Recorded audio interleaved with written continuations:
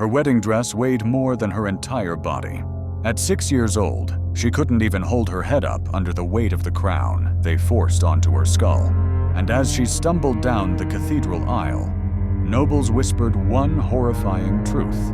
She's too small to walk, but old enough to marry. Watch until the end to uncover how a child was traded like gold and buried alive under the name of Queen. But before we continue, click like and subscribe to join history's hidden horrors, where the past never rests in peace. Isabelle of France was born not to be loved, but to be traded. In 1389, under the towering cold arches of the Louvre Palace, her first breath rose into air, thick with incense and fear. Her father, King Charles VI, lay trembling in a dark ancient chamber nearby, whispering to shadows only he could see. They called him Charles the Beloved in his youth. But by the time Isabelle arrived, he was known only as Charles the Mad. He believed his flesh was glass, fragile and breakable. Servants moved in terror, eyes lowered, knowing any sudden touch could send the king screaming into rages that left rooms splattered with blood. Her mother, Isabeau of Bavaria, watched her husband's mind rot away and saw opportunity. To her, Isabelle was not a daughter, but minted gold to spend. While her nurses cooed and her governesses taught her courtly manners, palace advisors were already calculating what alliances her small, soft body could secure. By 4, Isabelle could sense her father's madness before the outbursts came. The twitch in his fingers, the wild flick of his eyes. She would sit very still, clutching her doll, while guards ushered people out before violence erupted. But a doll offered no safety in a palace where sanity dissolved like melting wax. The court chroniclers never wrote down the night she tried to escape. But hidden in royal expense ledgers is an entry few historians mention iron bars ordered for the princess's chamber windows, not to keep assassins out, but to keep a desperate child in. At 5 years old, Isabelle had already chosen death over life as royal currency. This is only the beginning. Next, we will uncover how a girl too small to braid her own hair became a bride to a foreign king, forced to smile through terror and carry a kingdom on trembling shoulders. She was 5 when her mother told her she would save France. Imagine hearing those words as a child, still learning her letters. "You will save us all, my jewel." Isabeau of Bavaria stroked Isabelle's golden hair, not with tenderness, but with calculation. For Isabeau, her daughter's breath was a bargaining chip, her innocence a treaty waiting to be signed in blood.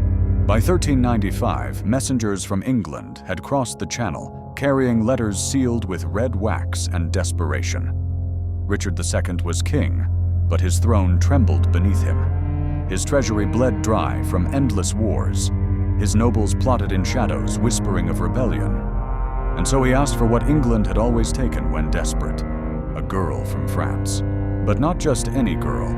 He demanded a princess young enough to mold into his perfect queen.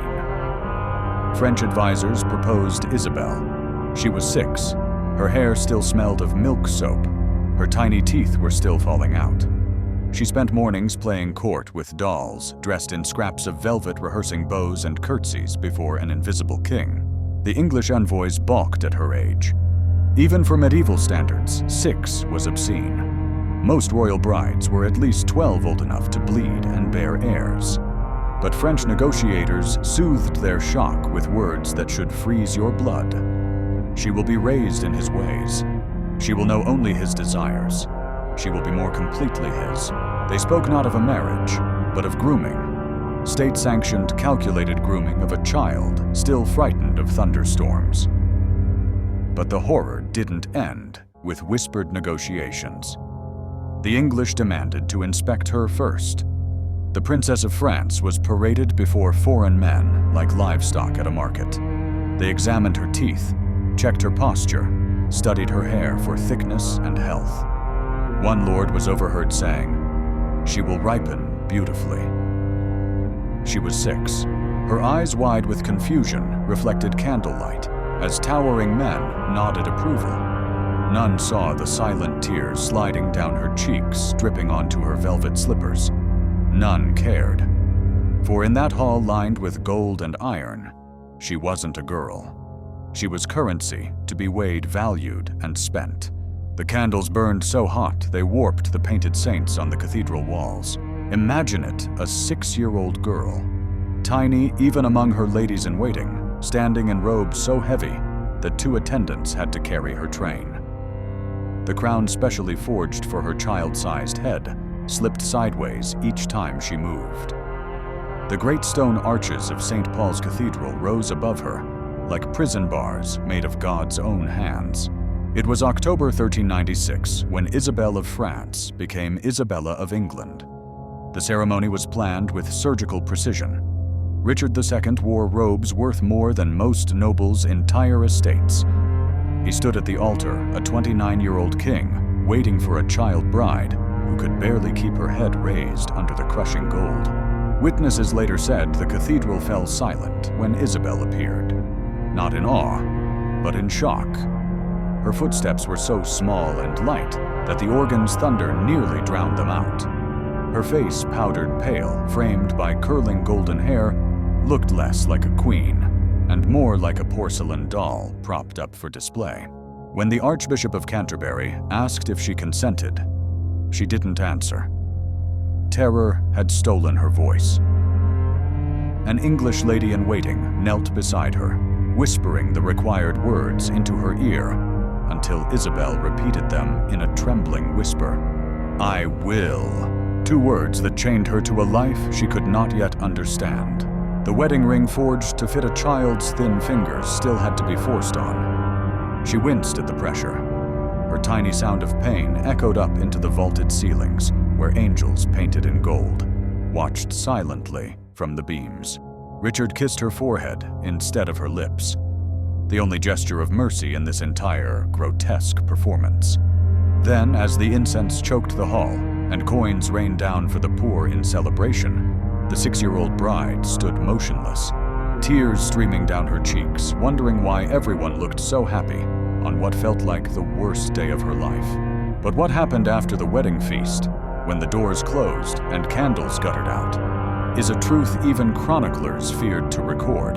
That night, the stone walls whispered prayers the priests dared not speak aloud. Imagine her 6 years old, tucked into a vast marriage bed, draped in silks heavy with embroidery. Clutching the one French doll they allowed her to keep, she lay so small that the pillows nearly swallowed her whole.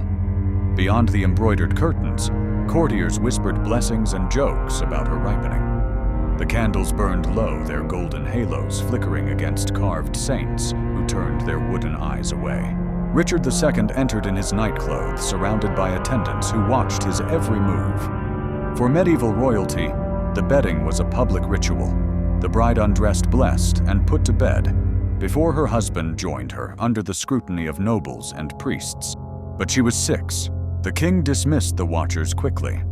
Witnesses said he seemed nervous, though not with moral hesitation, but with political calculation. Would this marriage cement peace? Would France uphold its promises? Would his nobles finally bow to him without question? No one recorded what happened behind the closed curtains that night. Richard later swore the marriage was never consummated. Chroniclers, ever eager to flatter royalty, left only silence. But what is known is this: at dawn, her ladies found Isabelle huddled in a far corner of the massive bed, refusing to move or speak. She did not utter a word for 3 days. When her voice finally returned, her first whispered question was in French. "When can I go home?" The answer, of course, was never. Richard II set up her household at Windsor Castle, filled it with French-speaking attendants, and brought her gift stalls, miniature horses, and painted books of saints. He visited often, watching her play in candle-lit chambers, lined with tapestries worth more than entire villages. Historians argue even now was this kindness, or grooming. A gentle predator is still a predator. A child bride treated softly is still a bride owned, shaped, and silenced. She called him my Lord Uncle. A child's desperate attempt to make sense of a world that had stolen her father and replaced him with a king who smiled as he chained her life to his. The halls that once echoed with her laughter became silent as tombs. Imagine waking at dawn in a cold stone chamber, the scent of extinguished candles heavy in the air. You are 10 years old. Last night, you were Queen of England. This morning, you are a prisoner no one wants to claim. In 1399, everything Isabel knew collapsed in a single breath. Richard II's rule, built on borrowed gold and brittle alliances, shattered under the march of Henry Bolingbroke's armies. The king, who had been her captor-protector and only friend, was dragged away in chains while Isabel screamed his name into the gray dawn. She never saw him again. Richard died in Pontefract Castle. Some say he starved, others claim he was hacked to death. For Isabel, the manor mattered little. His absence left her alone in a foreign land, with no allies and no voice. Henry IV faced an uncomfortable truth: the girl was still Queen of England by law. But her dowry had been spent on Richard's luxuries. Sending her home meant returning money the crown no longer possessed. Keeping her meant housing a living reminder of the king he had deposed. His solution was cloaked in courtesy and cruelty. Isabel became an honored guest at Havering Palace, forbidden to leave to write uncensored letters to see French visitors. For 3 years, from age 10 to 13, her childhood dissolved behind high iron gates. The letters she wrote in this time were filled with desperate dignity. I speak to the walls in French, so I do not forget the sound she confessed to an aunt. Another read, I pray you remember your Isabel. She was 11 years old and already feared being forgotten by a world that had never cared to know her. But her most heartbreaking words were never sent. Found hidden in her chamber after her departure, they were addressed to Richard. They say you are dead. I do not believe it. You promised to protect me always. I wait for you still. Your Isabel. Imagine a child waiting for a dead man to rescue her. That was the throne England built for its foreign queen. She returned to France as a ghost wearing a girl's face. Imagine stepping back onto the soil of your birth at 13, believing freedom awaited you. But the palace gates loomed not as a welcome, but as another prison. In 1401, political pressure forced Henry IV to release Isabel. Her father Charles the Zesta, in one rare lucid day, roared with rage that his daughter rotted in foreign hands. France demanded her return, and England, drained by debt and rebellion, relented. But home was no salvation. Her father's madness had swallowed him whole. Her mother Isabeau of Bavaria saw only a pawn whose value had depreciated. Civil war raged in Paris. The royal court was a battlefield her family fractured beyond repair. To them, Isabel was a broken chess piece, one they still intended to use. At 17, she was married again, this time to Charles, Duke of Orleans.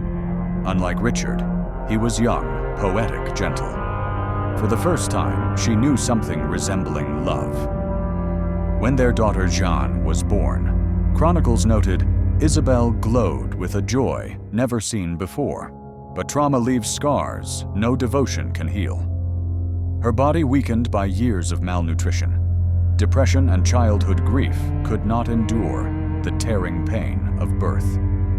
Fever burned through her veins, hollowing out the girl who had never been allowed to grow into a woman. On September 13, 1409, at just 20 years old, Isabel lay dying.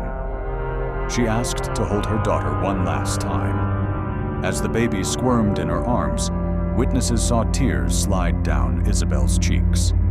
She whispered something into Jean's ear, words no one heard, meant for her child alone.